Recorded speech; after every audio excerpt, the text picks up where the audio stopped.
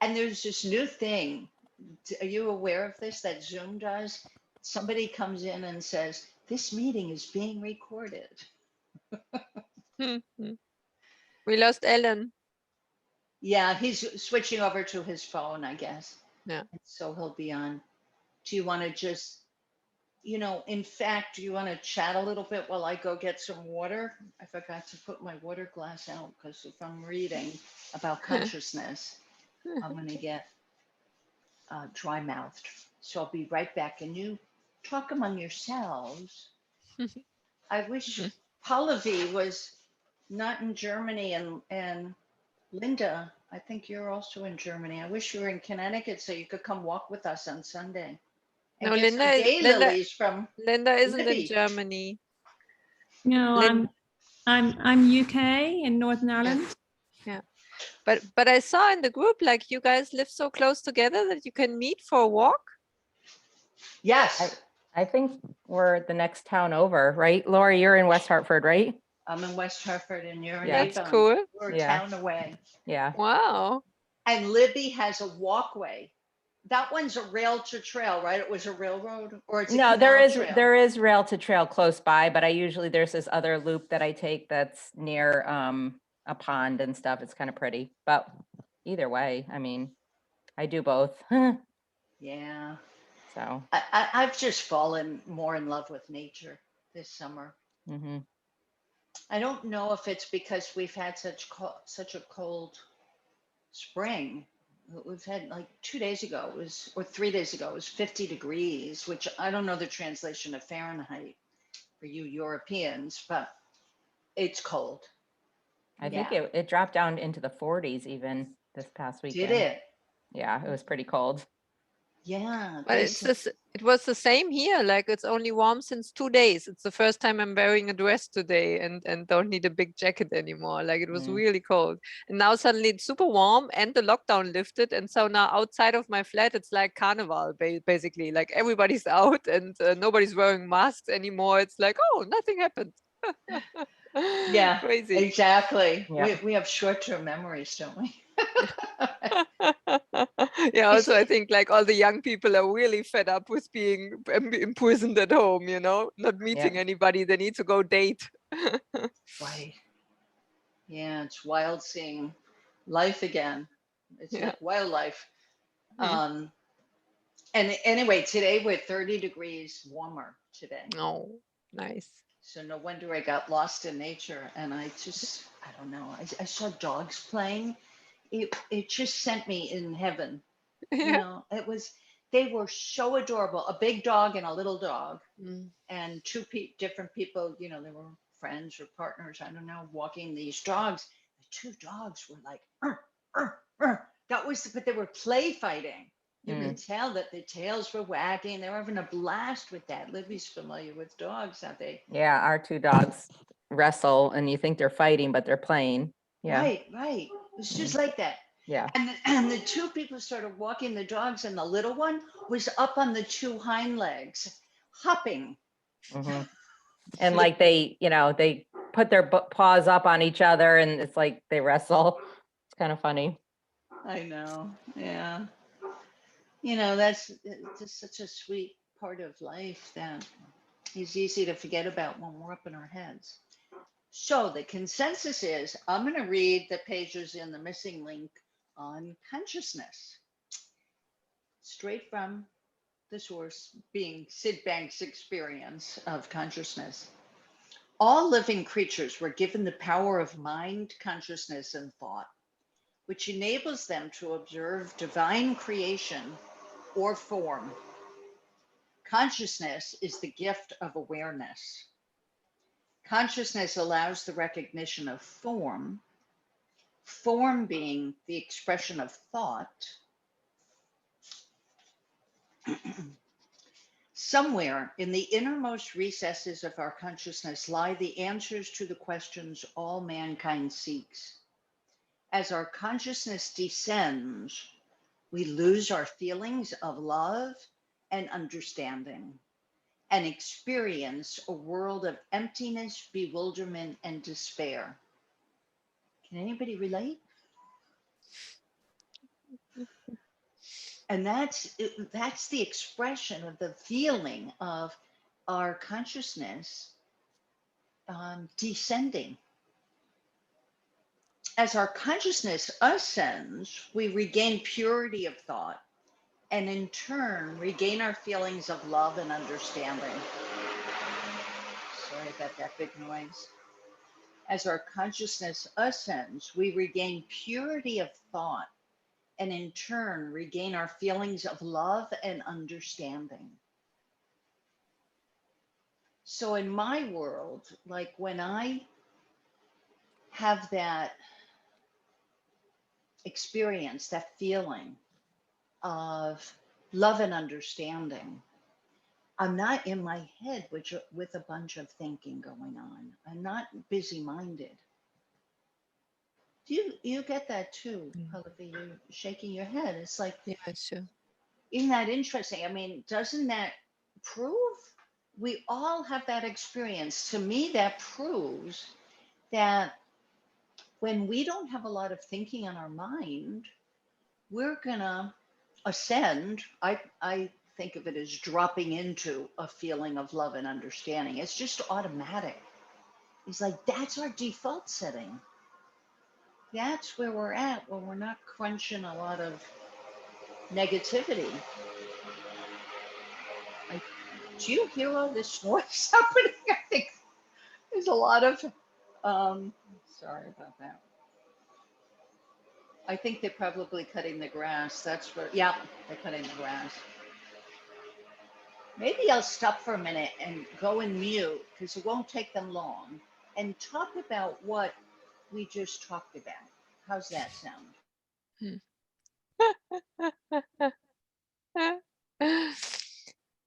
I don't know. I can say something if that's okay. To me, it looks like I often hear Sid say that our soul is pure consciousness, and I have this image of when the level of consciousness is high, or like Laurie said, you drop into the pure consciousness, it feels like an open space, and that's the purity of it. It's like an open, welcoming space for everything that's there. There's no label. I don't put labels on the things. I don't put judgments on there. It's just like an awareness of what's there. And that feels like love, because it's, in a way, it's neutral, but it feels like love also because it's so welcoming for everything that's there. There's no resistance, no pushing something away, wanting it different, no story attached to it. It's just like in the now, and just seeing what is, basically. And to me, it feels like when my consciousness goes up and down, for me, it's like restricting or getting wider. Like when I get caught up in thinking, it seems that it focuses the consciousness gets focused on problematic stuff, and it gets very narrow, and I don't see the big picture anymore. I don't have space to welcome what's there anymore, because I'm like caught up in a little detail, and this needs to be different, and well, it gets very complicated, and yeah. I don't know if this makes sense to anyone, but this is how I relate to it in my inner world.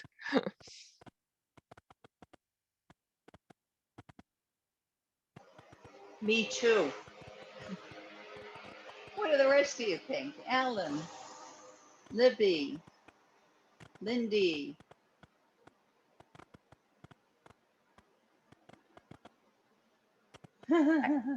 I don't know. Maybe if you read a little more, something will Pop in your mind. pop. Okay. Good timing. Yeah, that was beautiful, Pallavi. I have that same experience, that openness. Mm. Yeah. So,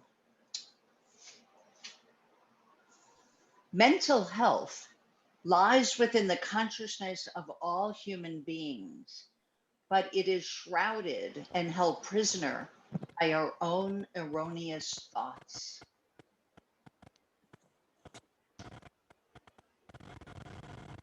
And isn't that interesting? This is dubbed Mental Health Week in the United States, or Mental Health Month, the month of May. I ought to post that. Mental health laws. No, that would probably get a lot of pushback if I post this. What do you think? Say it again, the quote. Mental health lies within the consciousness of all human beings, but is shrouded and held prisoner by our own erroneous thoughts. Oh yeah, you should post that.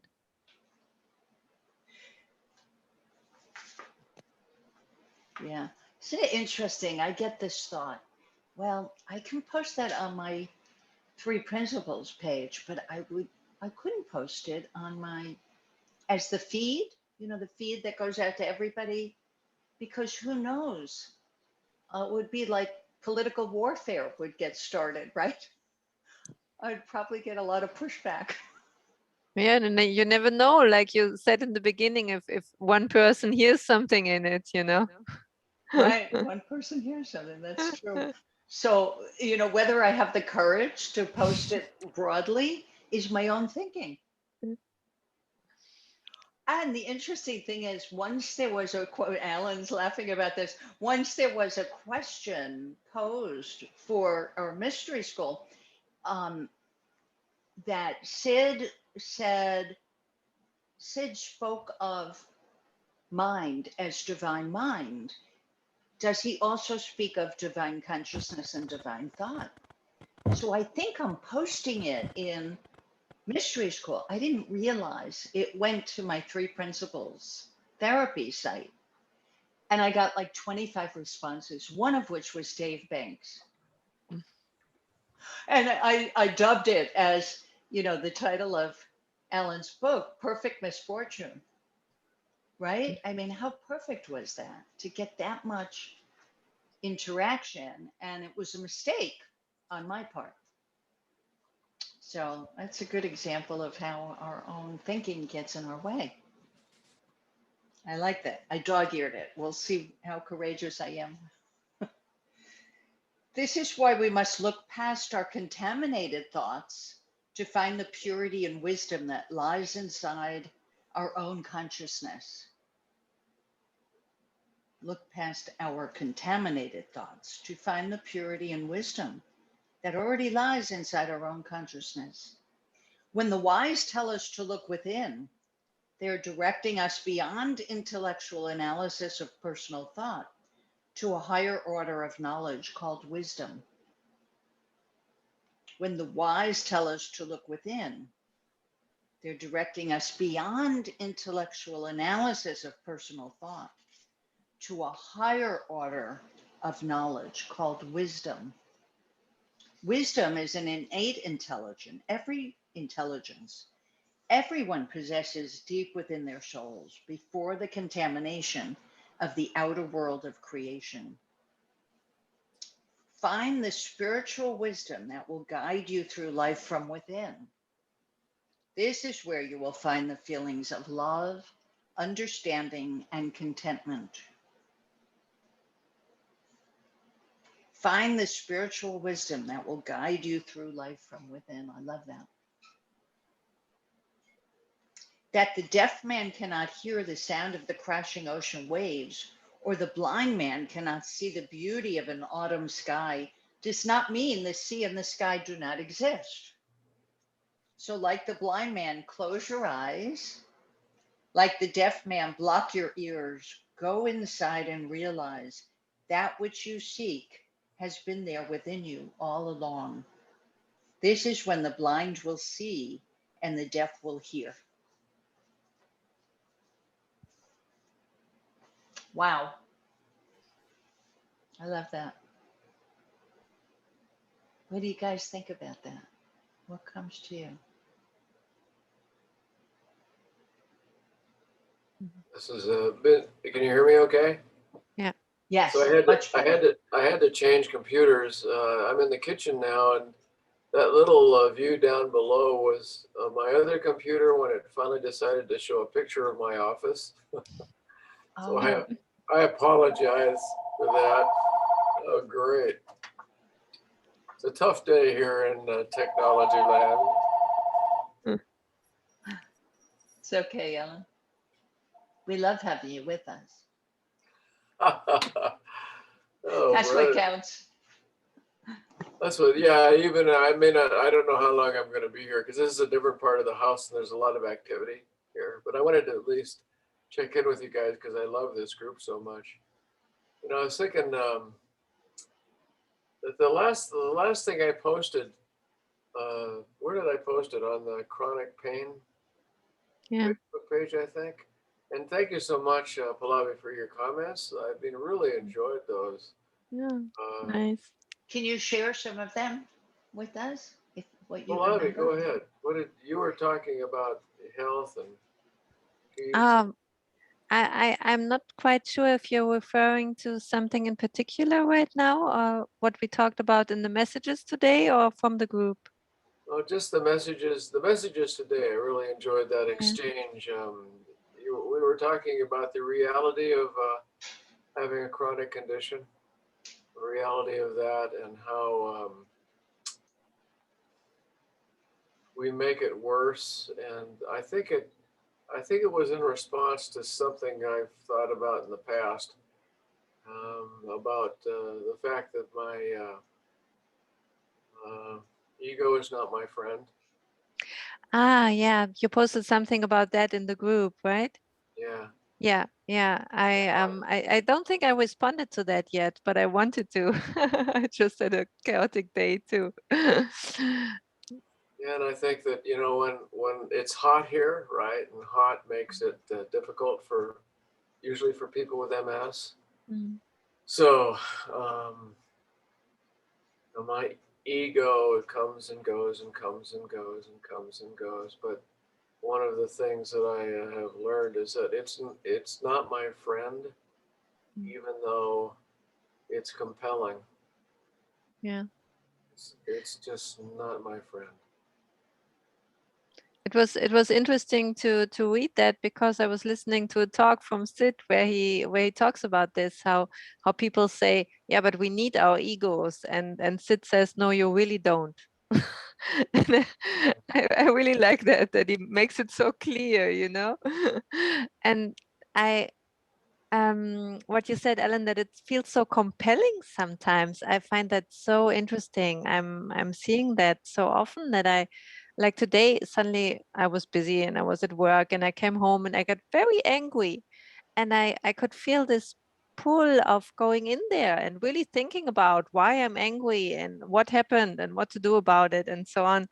But I kind of noticed it, and I got a bit more quiet, and I more or less let it pass and was okay.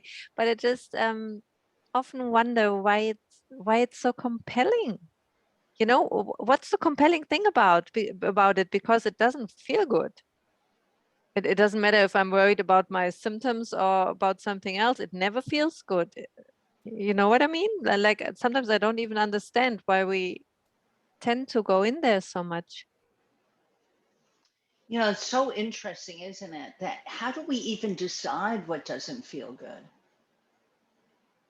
Is that learned? Is that as opposed to it just being another sensation? Where does that come from? That, you know, how we decipher what feels good, what doesn't feel good. To me, I think what I mean with not feeling good is not like it's what we talked about before with the consciousness, you know, like to me not feeling good means I'm feeling restricted, and like I'm getting caught up in some busy story, and you know, my mind's getting busy and churning the same thing over and over. So that's basically what I mean with, you know, it doesn't feel good and still I'm doing it. So then it's like part of us, I have the same experience too. Is to me, it's like part of me knows that I'm caught up. And then sometimes I'll really say to myself, well, I know I'm caught up, but I don't care. I feel like being caught up right now. I'm just going to be caught up. Do you have that experience too? And so there is a compelling aspect to it. Like it really, yeah, that's fascinating, isn't it? So do we get compelled because we're socialized? I'm just guessing, you know, maybe we're socialized to delve into problems, to solve problems, to look at problems, to from school. You know, nobody ever said a math problem is not a life. They're different. You live your life and you might have a math problem, addition, subtraction, but they're two different, you know, I don't know how we get so socialized to want to go in the direction of problems and want to talk about problems too. Oh, I think it makes perfect sense. It makes perfect sense, Lori. I mean, the Alan flood, the ego, the personality, the batch of memories in his head, the insecurities he has, the sense of who he is, would rather suffer than die, in a sense. Mm. You know, would rather suffer than die, and I think that's so ironic. I mean, the ego is this thing that we build up over the decades. You know, it gets stronger or not, right? It doesn't have to get stronger, but it usually does get stronger. And every time I'm triggered, that's Mr. Ego. Mm. Every time I'm triggered, that's just ego. And like, yeah, you're right. Sid used to he wouldn't put up with the ego. He wouldn't put up with his own ego or anybody else's ego.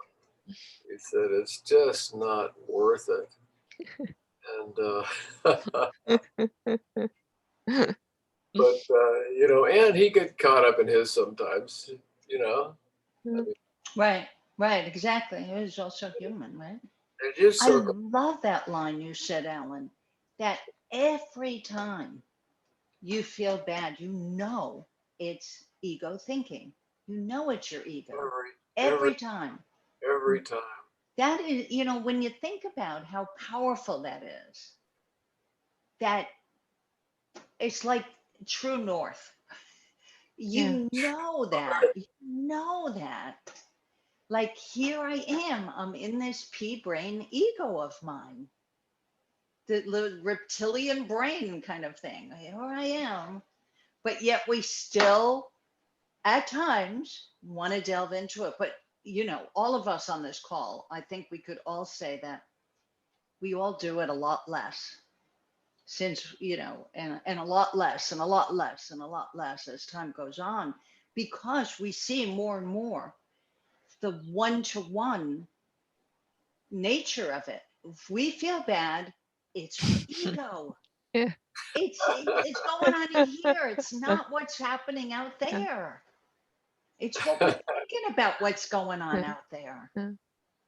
Why are you laughing, Alan? Pallavi, why are you guys laughing? I was just thinking about how ironic it is. So yesterday it's hot. We're working on this little vintage trailer that we bought, and I'm out in the sun, and I know I shouldn't be out in the sun. Why do I stay in the sun? Why do I still keep crouched over with that electric screwdriver trying to put that damn screw in? Why do I do that? Ego. Yeah. Then I get so weak I can't hardly sit up, Oh. and then that makes me feel bad. So why do I feel bad? Ego. I mean, you know, it's just this one ego thing after another, and what it does do, what this understanding has done, is enable me to be triggered and not judge myself. Yeah. After I've been triggered. Yes, like not making it worse on top of it, right? And why would I judge myself? Ego. Yeah, exactly. But I love what you said, Ellen, about the sense of self, that the sense of self depends on it, right? Like the ego tries to survive. It doesn't want to die in a way, you know? Yeah. And that's so funny, but it's really true. It's like with all the problems I have and the stories I tell, I'm just defining myself and what I did and what I accomplished. And even if it's a negative story about failing and stuff, but it's kind of like I'm defining myself, and I can actually feel that sometimes, that when I let go of stories like that and I just rest in the now, in a quiet, peaceful state, it feels beautiful, and it also feels like you're kind of melting with life, right? There's not this sharp border anymore to me and my life and my story and my surroundings. Do you know what I mean? Like it feels a bit like it dissolves your importance or something like that. Like when Sid says about the self-importance, you know, I always really hear that. Like it's an image of self-importance. It's crazy. Yeah, that's beautiful, right? Ah, Right. Okay. Okay. it's so fun too. I find it so much fun to sit around like we are and talk about how we experience it, because then when I'm in life and these sorts of things happen, like I'm not trying to get the screwdriver in, but I'm really working on the computer. Like if I just work, 5 more minutes on this problem my computer is having, I'll solve it. And then 5 minutes turns into 10, 15, 20, Yeah. and I'm still, I'm going to do this. I'm going to get through this. I'm going to make it work, you know. Ah, Yeah. Struggle. It's struggle. Ego and struggle. Yeah. yeah. You gotta struggle. Or even excitement. When I used to ski, I was a really good skier. I don't ski. If I do ski, it's just occasionally. And so skiing was an ego thing Mm. for me. And unless I skied really hard, I couldn't shut that voice off. So I skied hard as I could so that that voice would be quiet. And, Wow. You were really an egomaniac, weren't you? yeah, yeah. Well, here we are. Okay. It's So, Alan, I mean, was that enjoyable for you? Did you still enjoy skiing? Did you see the Yeah. scenery? Did you? Yeah. If I did what I thought was well, I felt great. If I made a bad turn, I felt crummy. If I fell, I felt stupid. If Wow. if I fell under the chairlift, I felt really stupid. But at the end, sometimes on a brand new like 6 inches of powder snow on a sunny day, just quiet heaven, quiet heaven. And those days I remember because my ego was quiet. I remember those days as crystal clear beauty. Tearful days where it's so beautiful that it's tearful. Um, I love that metaphor of skiing. I haven't done a lot of downhill skiing, some, but I really loved cross country skiing. yeah. Because you're in the woods, it's beautiful. And I've had experiences of falling and having fun falling, because whoever I'm with gets to help me pull me up, and it's all how we think about it. Yeah. But I didn't have a lot on the line of being a good cross country skier. I knew at the beginning of every season I was really bad.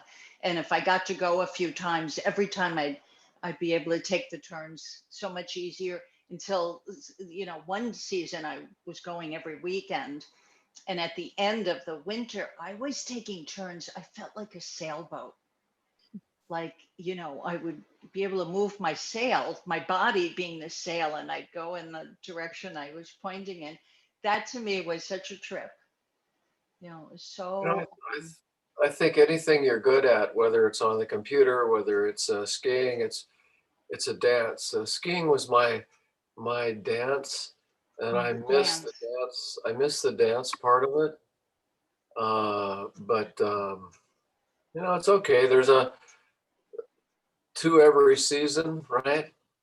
There's a time in every season, and Nancy was talking to a woman yesterday that said that now that you're at this age, and many people at this age or that have conditions have to rethink their life. And there's what is, and then there's what you expect and what you hope and what you wish and what you want, what you desire. There's all that other stuff. And there's what is. And the quicker I can come back to what is, the more easy it is to say, Alan, it's time to go inside and cool down. Mm. You know, just what is. It's what is. And that's the wisdom that was in that chapter on consciousness, right? That's the wisdom knocking on the door, but it's a very quiet knock saying, go inside where it's warm, take a break. Well, go inside where it's cool. Or where it's cool. Right. For Just you, coming out of cold weather. Right. For Go you, inside it where would it's be cool. go inside where it's warm, right? For What's you, that? for you, Pallavi, it would be go inside Yeah. where it's warm. Right. Definitely, yeah. It would be go inside where it's cool. We were talking today because I was messaging with Ellen and I said, like, for me, it's the other way around. I need to be somewhere where it's really warm and I go in the sauna like 2 times a day and take a hot bath every day. Nice. Yeah. See, it's like, Yeah. So how do we get better at paying attention to wisdom rather than ego? Is that even something to get better about? for me, it's being authentic and vulnerable.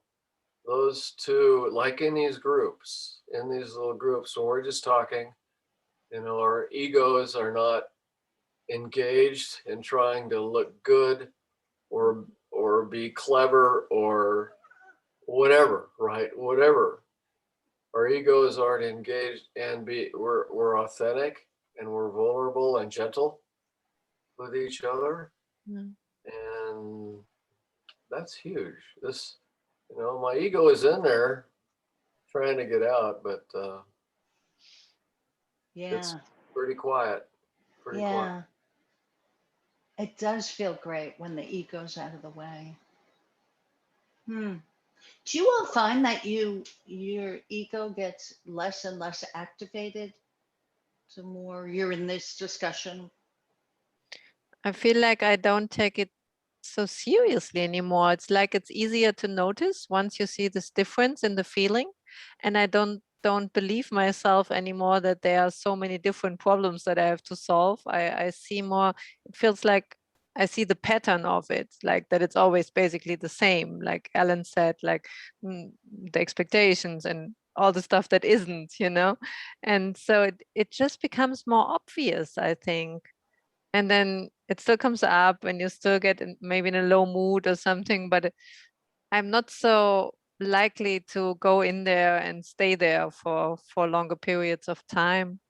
And also, like Ellen said, I don't beat myself up so much anymore. It's like, okay, maybe I snap for a few minutes and I get really unfriendly or something, and then it's still okay, you know. I can go get out of it again and have a nice rest of the day. Yeah, it sure is living life more gently. Yeah. Is my experience. Yeah. That it's just so much more easy and gentle. Gentle, yeah. Yeah. Gentle. So I used to think that the highest emotion was excitement and enthusiasm, right? And I'm, you know, less. First of all, excitement stresses me out now, so it's harder to be excited. I remember, was it like the high people that have that do high risk sports, you know, that need that rush. You know what they're doing is they're trying to shut their ego down. They're trying to come into the present so that their ego isn't there, and they don't know that. You know, they believe that the excitement they feel and the anxiety and the fear and the confidence is the outcome. But you know, in my mind, it's really just finally getting to the point where you can just be in the present be in the moment. And yeah, being truly with what is. Yeah. Yeah. This morning, so I got up and it's a really nice morning. You know, mornings aren't too hot here, and I walked outside and there was a whole group of like 8 or 10 little Canada geese goslings and Yeah. a crane flying by, and I'm feeding the goslings, you know, and they're all doing their little beep beep beep beep beep beep beep beep, and I'm standing like 5 feet away from these incredible birds, and the deer are running back and forth in the yard, and I'm just thinking, OMG, OMG, this is joy, you know, this is awe. Yeah. This is a different kind of experience than skydiving. Yeah. But I get much of the same, you know, much of the same quiet and engagement Yeah. and joy. Yeah. Yeah. To me, that's consciousness, that you're beyond thought. You're not caught up in personal thinking, and you're just aware of the beauty. And you, like you said, you're in awe of nature around you. Yeah. Yeah. Awe, That's so available to us. awe. Yeah, awe I think is a huge Huge. for me. Awe, I love awe. Yet Yosemite Yeah. National Park, or looking at the mountains, or watching the little ducks. Just awe, awe, Yeah. as in Yeah. awe. And Yeah. I know that. I know that. That's what I experienced watching that little dog and the big dog play fighting, and the little dog up on its two hind legs hopping. You know, like they don't have thoughts in their way. They're just in pure awareness, pure consciousness. Yeah. Yeah. Having fun, having a blast. Yeah. And I think it's interesting that really, as long as nobody points us there or we don't see it for ourselves, it's like everybody's seeking that in all this excitement, right? Like in all the skydiving and stuff, like our society is so extremely into these things. And I think it's true what Ellen said, like it's like people don't even know, but they're looking for that quiet moment, and they're trying to find it in getting even more busy, you know, like to get this point. But I'm very glad that somebody kind of pointed me in the direction that there's an easier way to be in that feeling, like that you can simply drop out of all the thinking, and you don't need to, yeah, I don't know, you don't need this excitement thing, right? Yeah, what a great point, Pallavi. That's a great point you made. Yeah. Yeah. Right? That, yeah, people are seeking that feeling of peace of mind, awe, enjoyment. Mhm. presence, What, Alan? presence, being in the moment, Presence. being Presence. And really also like really happiness. Like I sometimes still notice that when I'm bored or not in such a good mood, that my first thought is like, oh, I need to find something nice on the outside, you know, like I need to do something nice or call somebody. And then I actually remember, oh no, you can find that feeling by just like calm down a little bit, you know, being bored feels bored, but it's basically a busy mind. So I do something to get a bit more quiet, or, you know, whatever. And it feels so lovely to know that I can find that feeling again inside myself, and I don't need to do anything on the outside. I don't need the circumstances to change, and I feel so relieved in a way, or secure, because in a way I feel like whatever happens, and even if I sit somewhere alone, whatever, you know, I might need time to adjust to things, but I kind of know that I can always find that feeling again inside of me, and that's pretty cool. I never had that before, I think, so clearly. I was just thinking about this. So to me, life is really easy in the sense that if you know what the next common sense thing is to do, then there you go. What's the next common sense thing to do? What should I do next? What do I need to do next? What makes the most sense to do? You know, just sort of just common sense, next step. Common sense, next step. Yeah. Not driven by urgency or fear or sadness necessarily, although even when I'm anxious, I can still hear common sense, next step. If you know to listen, Yeah. right? Like, Well, I think that's what we are also grateful for, having learned to listen for that wisdom more than we, knowing that that's the place, knowing that the place to go is getting quiet inside is amazing. To realize that I didn't know that until I learned it from Sid, Yeah. and other students have said, yeah. And, do you have this experience too that it's better? The quiet that's inside of us is better than anything we can get from going outside. Because I still get in these, predicaments or whatever you want to call it, situations where I feel like I'm dying to share it with a friend of mine. And when I do, I'm like always disappointed because it never is as good as the wisdom inside of myself. Yeah. I love being engaged in the moment, even if it's trying to get the little screwdriver bit into the screw thing.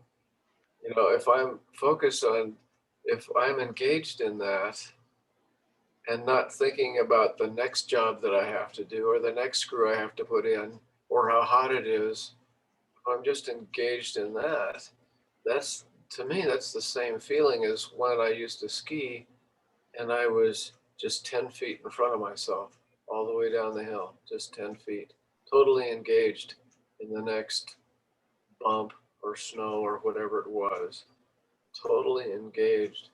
I remember Joe Bailey, and I think he said The Speed of Love, he said that, the only reason we feel stress is if we're doing one thing and thinking about another. And I think that's my experience anyway. Yeah. And doesn't that bring us full circle back to where we started? That's the compelling part of it. Because it does feel good to be so focused and so engaged, whether we're struggling in the heat with a screw or we're in awe.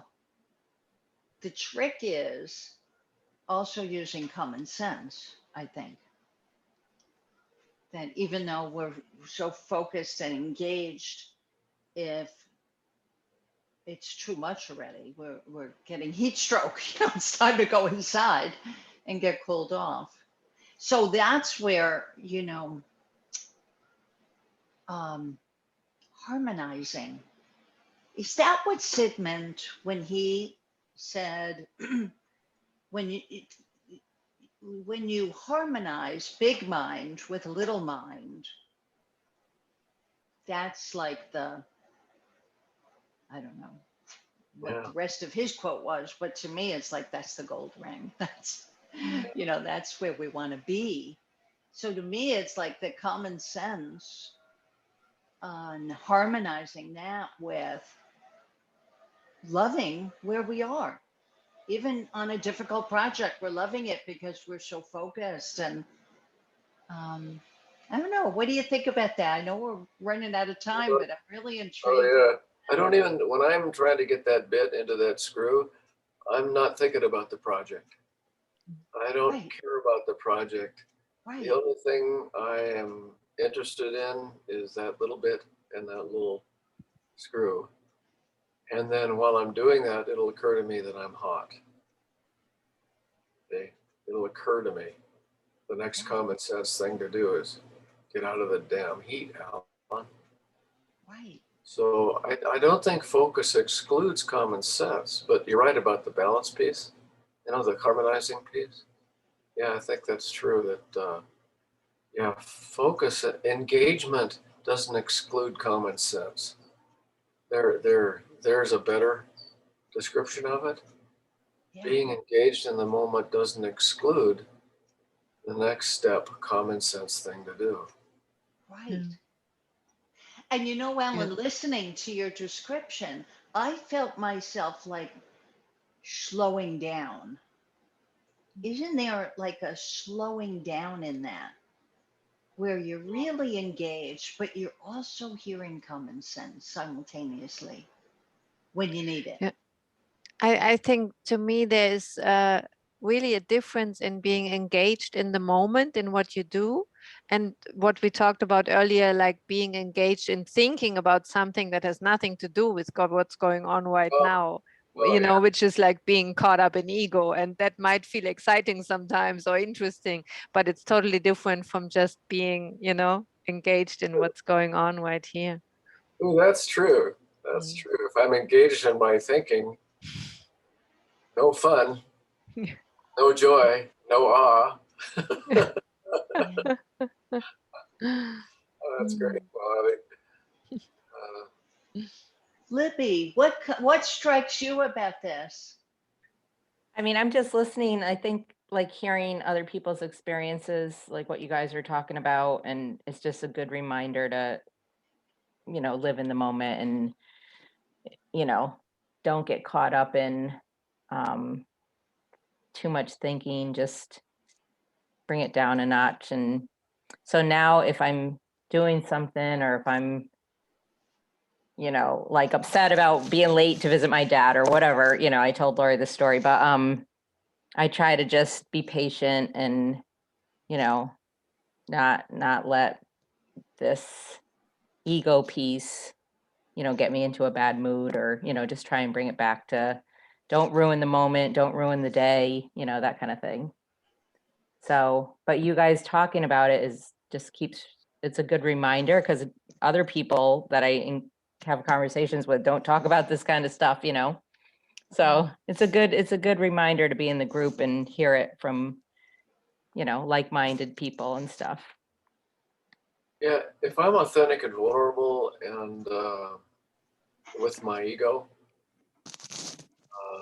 like Alan, there you go again. Alan, there he is again. Yeah. Alan. Yeah, Ego. I've been better about stopping myself and not going down those paths, and just say, this is a misunderstanding, or this doesn't matter, or, I've been trying to really be patient about things and understand another perspective, and, it's helpful. How does that change the experience of, life, day-to-day life, moment to moment? How does that change? Like what I heard you say, Libby, correct me if I'm wrong, is that you're guided more by a particular direction now, a direction more of peace of mind,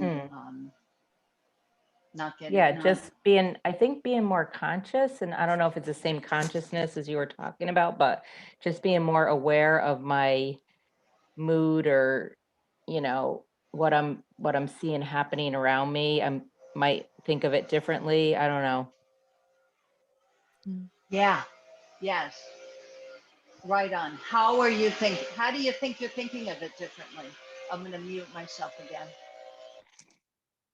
Just realizing that don't make a big deal out of something. It's going to pass, or, don't think so negatively, because there's still a lot of good in the situation, and being grateful, and, people are looking at things just a different point of view. I mean, I'm just trying to be more aware of that, so that I don't just go down this negative path or think bad thoughts or whatever. Yeah, I So, love what you said with not making a big deal out of it. Like this Mhm. feels to me like one of the biggest changes. Like I still have moods, I still have symptoms, I still have stuff going on, but it's like a whole layer of making a big deal out of everything, Yeah, you know, and it's making not a big worth it. story, and Yeah. it's just, it makes it just lets me suffer basically, you know. Yeah. Yep. And And this that's really kind of just interesting. tell myself that this too shall pass, Yeah. you know. So Yes. And this gentleness we were talking about, like I feel like I'm looking at myself in a more gentle way and more forgiving way, and maybe even more humorous, you know. And like, yeah, okay. yeah, like why am That I feels getting so nice. upset about something so stupid, right? Like just, you know, stuff like that. So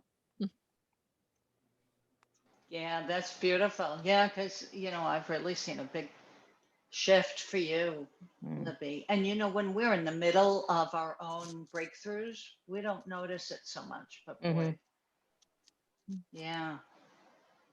Yeah, what a difference, isn't it? Like the yeah. quality, that's what I experience. The quality of my life improves. Yeah. And I think because of COVID too, that's been such a big part for so many people that we were all just stuck at home and, you know, I don't know, maybe because it's ending now a little bit. I don't know. I don't feel as trapped, but at the same time, also realizing that there's good things about being stuck at home too, you know? Like, so Yeah. Yeah. Yeah. yeah, just trying to keep things positive Yeah. for the most part. Yeah. Yeah. It's astounding that that nothing can change in life. The same circumstances exist in your life, but the quality of that of your experience improves. Right. Doesn't that feel like magical? Like just by Yep. understanding the quality, the feeling in your life changes. You know what it reminds me of this is I love this saying of George Pransky's. Let's see if I get it right. That the trick to life is to be grateful for your highs and graceful with your lows. Yeah. That about sums it Yeah, up, that's a doesn't good. it? But it's not a to do. It's not something you can do without understanding how mind, thought, and consciousness work to give us our experience of life. And then you see how to navigate. That's how I see it. Mm. True. To me, there's also something like as if I'm seeing a different dimension of positive than before. Like before learning about the 3P, I think I tried to see something positive in the outside in every situation, but it was kind of a lot of hard work or an effort, you know. Like I really tried hard to have a positive look at the world, or if I had negative thoughts, I would try to think something positive on top, you know, to kind of even it out. And now it's it's like I'm having more space inside me, maybe to hold both in it. Like it's okay that there's negative stuff or sad or low stuff, and it's a nicer kind of positive. I don't know how to describe it better, but maybe you know what I mean. You know, it's like more, it's both allowed, and there's still a space beyond it that can hold it or observe it or whatever. You And it know, feels like way less fighting. for for me, I love that. the answer is just to come back to the now. Come back, Alan. Come back. Get out of your head. Come back to the now. You're upset. Come back, come back, come back, come back, come back. You know, when you're talking with your wife and things get to be acrimonious, maybe come back, Alan. You know, that's my journey. You know, I don't know what everybody's journey is different, but for me, it's about coming back to the present. Yeah. Yeah. Yeah. And And I love that. everything makes sense. I mean, if I come back to the present, I'm engaged. If I come back to the present, I can do the next common sense thing. If I come back to the present, I can well, all possibilities, exist in the moment. So, and for me, most of the issues I've had in my life have been not being in the moment, being in my head, wishing things would be different, wanting things to be different, remembering things from the past. They're not just be here now, Baba Ramdas, right? Be here now. Be here now, right? Yeah. And Yeah. look at what is, looking at the isness of life, looking at what is. Mhm. And I love that about another dimension of positive. Never thought of it like that, but that is another dimension of positive, isn't it? Where you aren't afraid when you get negative, because you know that you'll be back to positive, as and when you're not afraid about being negative, you're not feeding the negativity. If I do this and I do this, my life will take care of itself. Right. Life takes care of itself. I That's do right. this and I do this. Oh my gosh, you guys, this That's nice. That's a very nice life motto, You should frame it somewhere. It's really sweet. Like a little dance move. yes, like Macarena for 3 peers. Yeah. Yes. Well, have- everybody, I'm glad we could all go way over. This has been so fun. Yeah, I'm so sorry about the beginning, and it looks like I'll be using this computer here in maybe another location from now on, because it seems to work. Oh, good. Yeah, it worked really good. It's always a Wow. pleasure. Always a pleasure. These Yeah. groups are so much fun. Yeah. I always Yeah. love seeing where we go. Yeah. We Yeah. never know. You Keep never dancing, everybody, right? Yeah. All right. Have a lovely week, you all. Yeah. Bye, everyone. See you Bye-bye. next week. Thanks so much for coming, everybody. Yeah. Thank you. you, Lori. Thanks, Lori. Yeah. Bye. Bye. Bye-bye.